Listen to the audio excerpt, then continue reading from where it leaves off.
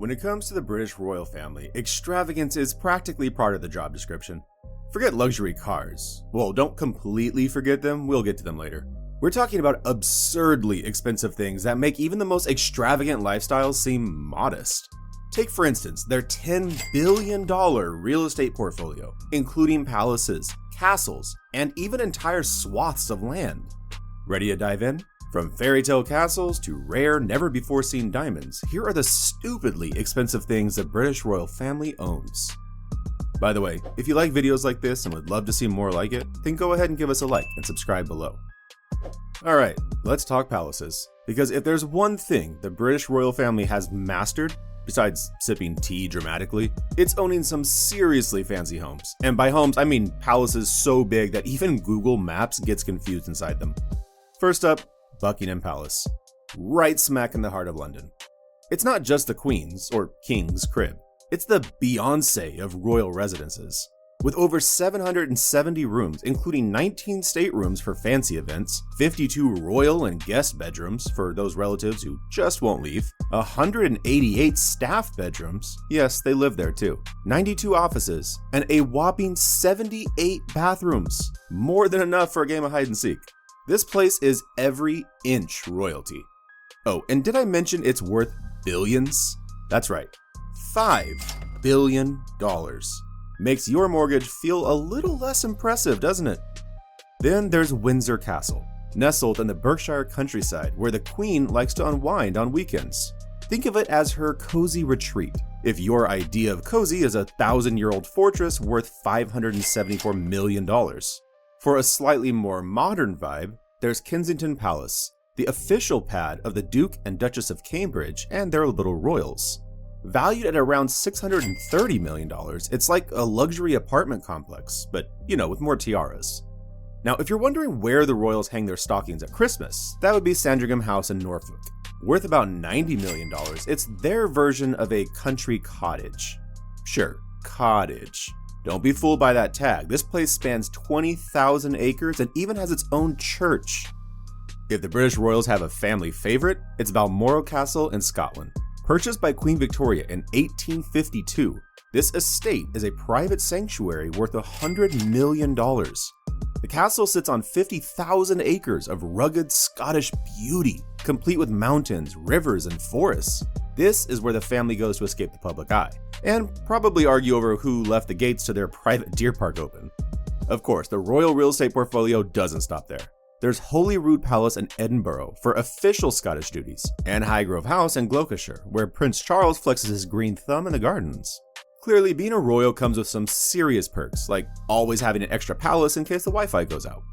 Here's the thing, when your every outfit is scrutinized by the world, you don't skimp on fashion. From tiaras to tailored suits, the royal wardrobe is worth a fortune. There's Queen Elizabeth's coronation dress. Designed by Norman Hartnell, the iconic gown was embroidered with pearls, gold, and silver thread. Adjusted for inflation, it would cost around $1.5 million today. Several of Diana's most famous gowns, including the blue velvet dress she wore while dancing with John Travolta, have sold for millions. The Travolta dress alone fetched around $370,000 at auction. And then there's the cross necklace she wore, now auctioned off and in the possession of none other than Kim Kardashian herself. We already know that when the royal family steps out for any event, be it a glitzy gala or a once-in-a-generation wedding, the world collectively leans in, eager for every detail. And let's be honest, the biggest question on everyone's mind besides who's wearing what is, which jaw-dropping jewels are they bringing out of the vault?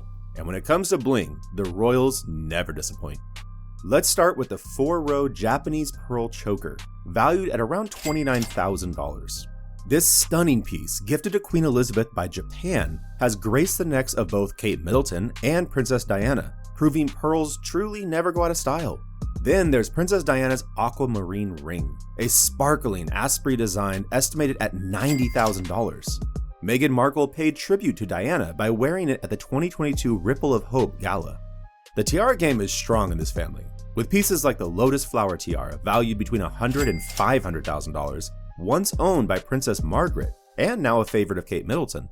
Let's not forget the York Tiara, worth $248,000 and famously worn by Sarah Ferguson on her wedding day. Breaking tradition, the Queen purchased this beauty just for Sarah. Another standout is Queen Mary's choker bracelet, a former choker transformed into a bracelet now worn by Kate Middleton. Its value? A casual $285,000. The Grand Duchess Vladimir tiara, originally bought in 1921, allows for interchangeable jewels, because why not? And is estimated at $460,000. Perhaps the most iconic piece of all is Diana's sapphire engagement ring, now worn by Kate Middleton. With a value north of $675,000, it's inspired countless engagement ring dreams, though not everyone has a royal budget. Speaking of royal weddings, Kate's Cartier Halo Scroll Tiara, worn on her big day, dazzles at up to $1.5 million. For those with a taste for history, the Cambridge Lover's Knot Tiara, valued at $1 to $2 million, has been a family favorite for over a century, while Queen Mary's Diamond Bandeau, famously worn by Meghan Markle, stands at $2.7 million. And then there's the big leagues. St. Edward's crown clocks in at $4.5 million. Meanwhile, the Belgian sapphire tiara, worn by Queen Consort Camilla, is worth $6.8 million. Princess Eugenie's Greville Emerald Kokoschnik tiara, with its dazzling center emerald, is valued at up to $13 million. At the top of the list is Kate Middleton's Nizam of Hyderabad necklace, dripping in diamonds and valued at over $90 million. But nothing beats Queen Elizabeth's legendary Granny's Chips brooch. No, this isn't a weird British snack. Granny's Chips refers to the Cullinan III and IV diamonds, which are part of the brooch. These two massive stones weigh a combined 158 carats and are an estimated worth of $100 million. The name might sound cute, but these diamonds are anything but modest. When your family has been collecting art for centuries, you end up with a pretty enviable gallery. With over 1 million objects spread across the royal residences in the UK, the British royal family's art collection is not just big, it might just be the largest private art collection in the world. That or the crown, I'm not sure which one has more bragging rights.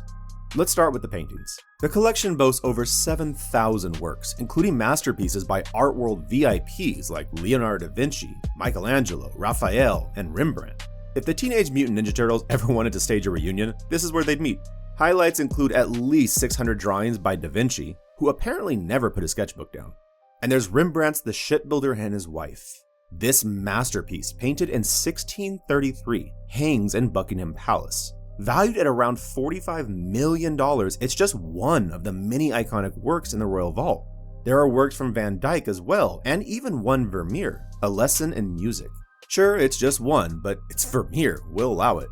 Then there are the special treasures, like Andrea Mantegna's Triumph of Caesar, which spans 9 massive canvases, and the famous Raphael cartoons, which were essentially the Sistine Chapel's pre-game sketches.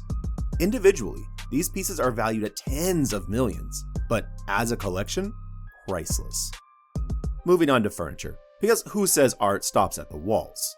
The Royal Collection features over 300 stunning pieces, including creations by legendary French cabinet makers like André Charles Boulle, known for his elaborate designs that probably make IKEA weep.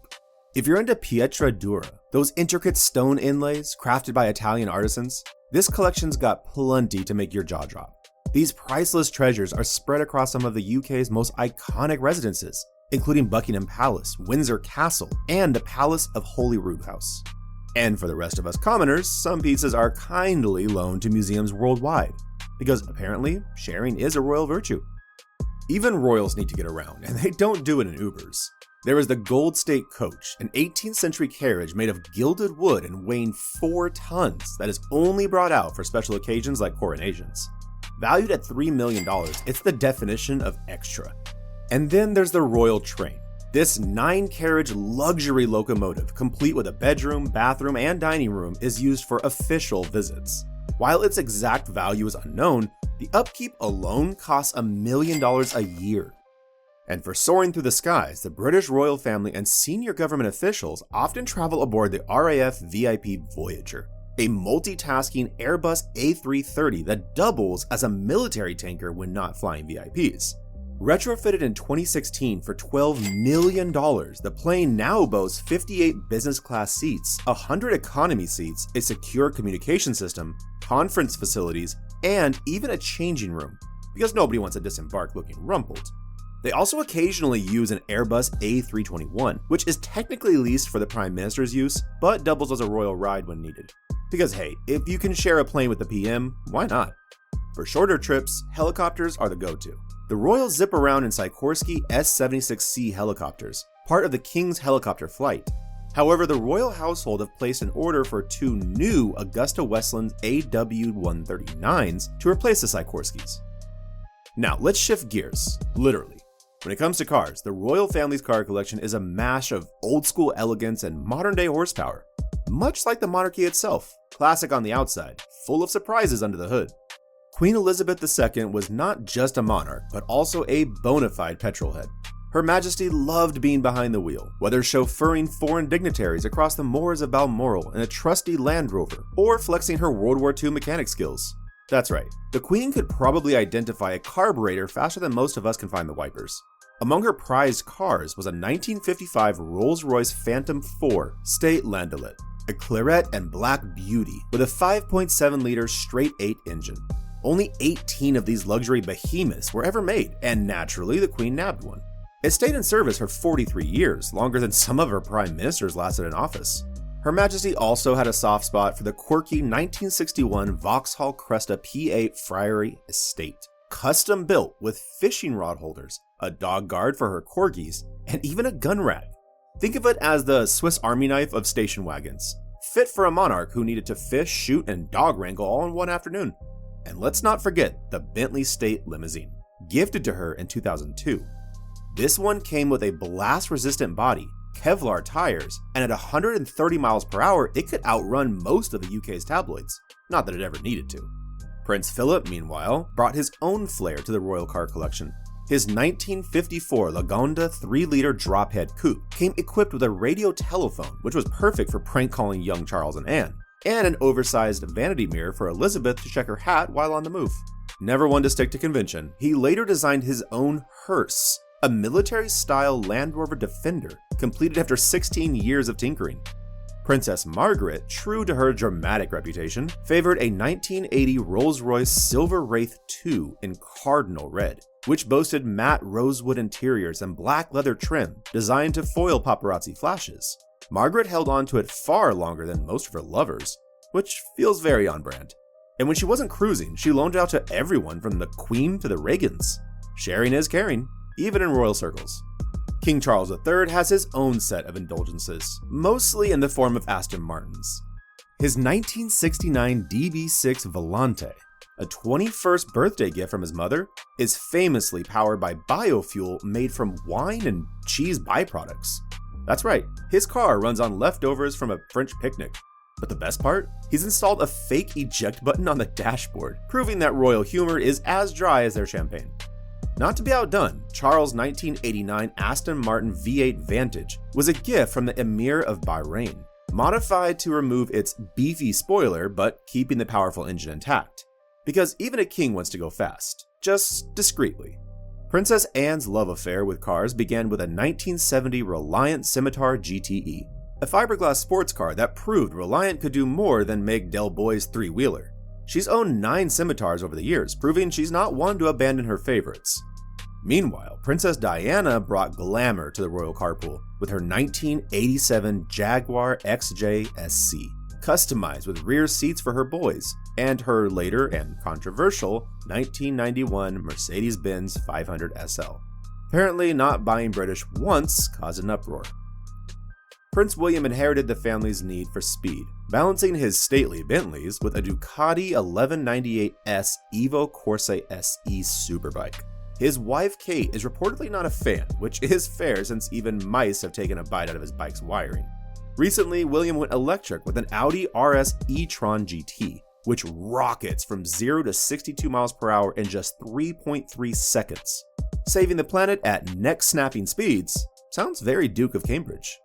Prince Harry's ride of choice was an Audi RS6 Avant, a twin-turbo V8 monster that hit 174 miles per hour. He sold it after racking up a modest 4,400 miles, likely making a profit because, well, royal perks. And yes, the whole Windsor clan seems to have embraced Audis with the enthusiasm of someone spotting a free canapé tray at a garden party. And what about sea travel? The royal family used to glide across the waves aboard the Royal Yacht Britannia. Alas, it was decommissioned in 1997, and while they haven't replaced it, they can still charter yachts when the occasion demands it. Because really, who doesn't need a yacht on standby? And that's all we have on the Brits. One thing is sure, when it comes to luxury, the royal family takes the crown. Literally and figuratively.